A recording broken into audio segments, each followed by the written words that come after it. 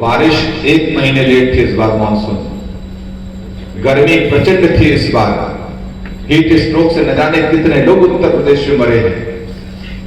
सरकार तो अपना काम करती है, सरकार सरकारी आंकड़ों के आधार पर 10 करोड़ 20 करोड़ 50 करोड़ पेड़ लगा दिए जाते हैं, लेकिन उस पेड़ का संरक्षण कौन करता है? संरक्षण करने का उत्तरदायित्व हमारा आपका है, समाज का है।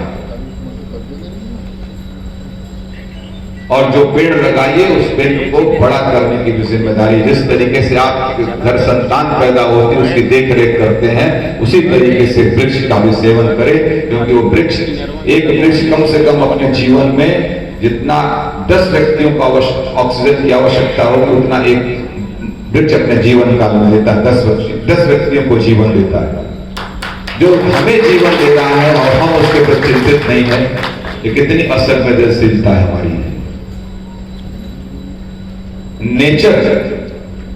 नेचर ने तो हम लोगों को निःशुल्क हवा दे रही है, इतनी शुद्ध हवा दिया, तो उस हवा को प्रदूषित तो हम आपने अपने व्यवहार अपने आचरण से कर दिया, अपने आधुनिकता में कर दिया।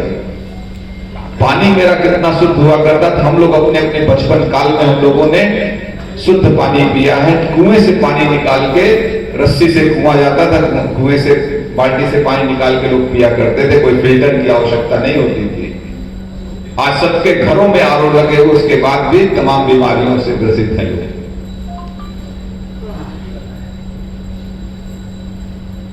सरकारों की व्यवस्था के ऊपर सवाल तो उठाना है, साथ साथ सामाजिक जो व्यवस्था है जो धीरे धीरे बिगड़ती जा रही है, उसे भी सही करने का उत्तरदायित्व नौजवान साथियों के ऊपर है। और हम सब लोग जो जहां पे है जैसी भूमिका अदा कर सकता है उसे करना चाहिए। ऐसा नहीं कोई चीज हम नहीं बता रहे हैं, आप सभी लोगों को चीजें मालूम है। हो सकता है जो अभी 20-22 साल 25 साल के बच्चे हो ये तो नहीं देखे होंगे, 90 के दशक के बाद जो लोग पैदा हुए तो आग और मिनरल वाटर पानी पीने लग गए।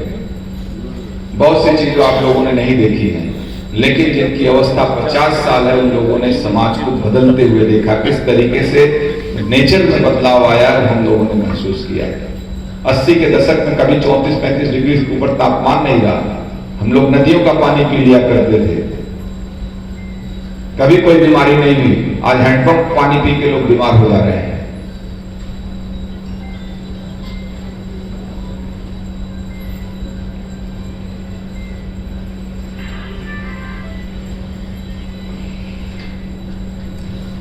समय आज एक बहुत अच्छा दिन है, हम लोग जन्म दिवस मना रहे हैं भगत सिंह जी का।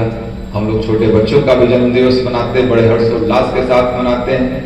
हमारे तमाम सैनिक भाई यहाँ पर उपस्थित हैं जिन्होंने अपना 20 साल 25 साल का सेवा दी है, कई युद्ध लड़े हैं, भी कार्य बता रहे थे राजेश जी।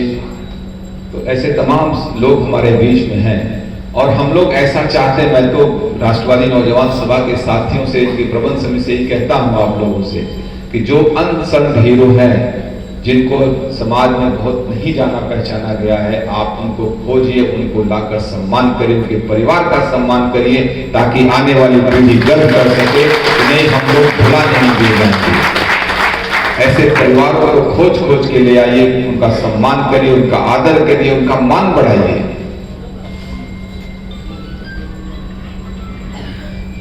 एक सैनिक का जो भाव होता है सीमा पर, वो वही बता सकता है, जो जज्बा होता है उसका वही बता सकता है।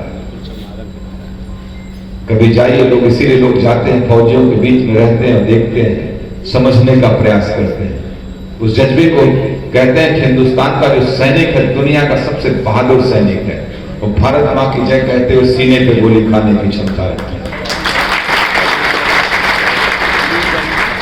तो गर्व महसूस करता, आपस में बैठ के बात करता, गर्व महसूस करता है कि तिरंगे में मेरा शरीर जो है तिरंगे में लिपटता है, मेरा अपने लिए सौभाग्यशाली मानता है कि अगर मैं शहीद हुआ देश के लिए। ये जज्बा किसी मुल्क में नहीं जो हमारे मुल्क में। यहाँ लोग नौकरी करने के लिए सेना में नहीं जाते हैं, सेना में भारत मां की सेवा करने के लिए। और सेना को कभी नौकरी नहीं बनाया जा सकता है।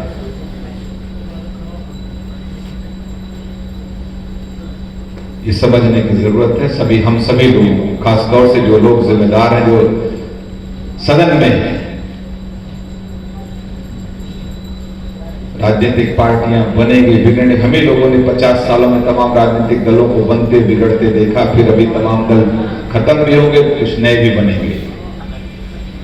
अटल जी ने कहा था कि पार्टियां आएंगी जाएंगी लेकिन देश रहना चाहिए, ये समाज और देश रहना चाहिए, ये हम लोगों का संकल्प होना चाहिए। आज भगत सिंह जी की जयंती के अवसर पर मैं चाहूंगा, नवीन जी, प्रमोद जी, तमाम साथी, हैदर, जो लोगों ने जिम्मेदारी आप लोग कर रहे हैं, प्रिंसू जी, हम सभी लोग, इस स्थापना हो रही थी तो हम सभी लोगों ने इसके अपने अपनी भूमिका, अपना अपना सुझाव दिया कि इसका उद्देश्य क्या है, लोगों तक जाइए और लोगों को, सबको राष्ट्र के प्रति अपने जिम्मेदारियों का एहसास कराइए, समाज के प्रति जिम्मेदारियों का एहसास कराइए, अपने पड़ोसी को पीड़ित मत देखिए, अपने पड़ोस को पीड़ित मत देखिए। अगर आपका पड़ोसी खुश है तो आप भी खुश रहेंगे, अगर आपका पड़ोसी तकलीफ में है तो निश्चित रूप से आप भी तकलीफ में रहेंगे, ये मान के चलिए, आपको भी कष्ट होगा। ये भाव पैदा करने की जरूरत है, हम लोग, समाज अच्छा रहे। और अभी पुष्पराज जी ने कह दिया कि देश में कुछ लोगों ने गुलामी के कारण गद्दारी भी की, ऐसा नहीं है, ऐसे आप नहीं कह सकते हैं। क्रांति, निश्चित रूप से अगर 2% लोग क्रांति में सक्रिय भागीदारी निभा रहे थे तो 98% लोग कहीं न कहीं उनको खाद, रसद, छिपना, तमाम चीजों को अपवाद स्वरूप कुछ लोग हो सकता है जो लाभार्थी रहे हों, लेकिन अधिकांश देश की भावना यही थी कि हमें अपने क्रांतिकारियों के साथ खड़े होना। जिस भाव में लोग सूचनाओं का आदान प्रदान करते थे, इवन जो लोग उस समय उनकी नौकरियां भी करते थे, वहां की गुप्त सूचना लाके देते थे, तभी तो काकोरी जैसा कांड हुआ। कैसे पता खजाना जा रहा था, कोई ना कोई इसमें से बताया ही रहा होगा ना। तो देश में उस समय तमाम लोगों के सबकी अपनी अपनी कठिनाइयां, मजबूरी हो सकती है, लेकिन भाव, सबके में भाव की कदर करने की आवश्यकता है। तमाम लोगों ने उस समय पैसे इकट्ठा करके दिए, ये हमेशा का इतिहास रहा, उस समय भी रहा है, जब हम अंग्रेजों से लड़ रहे तब भी था, और राणा के समय जब राणा लड़ रहे थे मुगलों से, उस समय भी राणा के साथ भी पूरा राजस्थान, हो सकता उनके साथ खुल के न रहा, लेकिन पैसों की, रहने की, तमाम चीजों की लोगों ने मदद की थी। तो हम भावनाओं की कद्र करना सीखें। अगर कोई गलत रास्ते पे चला गया उसे सुधारने का प्रयास करें, हम किसी को खारिज नहीं कर सकते। आज हमारी लड़ाई देश में किसी कोई बाहरी से लड़ाई नहीं है। आज जो वर्तमान समय चुनौती और हमारे सामने है, किसी बाहरी शक्ति से लड़ाई नहीं, लड़ाई हमारे समाज में जो विघटन की जो एक स्थिति बनी हुई है, उस स्थिति को कैसे ठीक किया जा सकता है, ये चिंतन का विषय है। राजनीतिक दलों को भी चिंतन करना चाहिए और व्यवस्था जो चला रहे लोग उन्हें भी चिंतन करना चाहिए। और समाज, हम ही आपसे राजनीतिक पार्टियां हैं, राजनीतिक पार्टियां कहीं ऊपर से नहीं आई हैं। आज जो राजनीतिक दल बहुत ताकतवर हो गए, आज से 10 साल पहले की स्थिति थी, कोई उनको वोट नहीं देना चाहता था। तो समाज तो यही था ना, तो समाज तो बदल नहीं गया। आपको जब लगा ये ठीक कर रहे हैं तो आपने उन्हें ठीक मजबूत कर दिया। ये जनता है, जिस दिन चाहेगी ये ठीक नहीं हो रहा है उसे बदल देगी। तो केवल बदलना है, राजनीतिक पार्टियों को, सरकारों को बदलना नहीं, हमें समाज को बेहतर बनाने के लिए समाज को उठ के खड़े होने की आवश्यकता है। और भी कई कार्यक्रम है, प्रिंस जी को भी कई कार्यक्रमों में जाना है। और मैं राष्ट्रवादी नौजवान सभा के साथी प्रमोद शुक्ला जी और नवीन जी, सभी जितने साथी हैं यहाँ पर उपस्थित, अब्बासी, हैदर, राणा, तमाम आदित्य, सभी लोगों को मैं ढेर सारी शुभकामना देता हूँ। और श्रवण, निषाद, सभी लोगों को कि आप लोग अच्छी तरीके से, राजेश चौहान भी हैं, तो सब लोग मिलकर एक अच्छा समाज बनाने का प्रयास करें।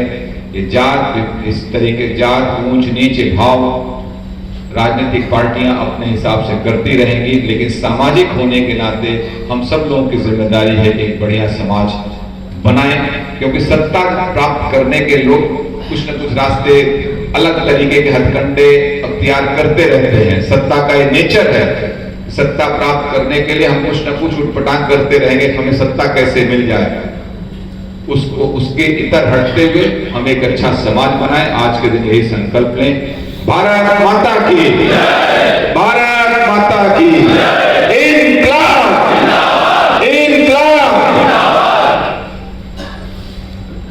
आप सोचिए, देश घर सब लोग छोड़कर जिन लोगों ने हम लोगों को आज आजाद भारत दिया है, कम से कम हम एक सशक्त भारत उनको दे। आज के दिन संकल्प लें। भारत माता की।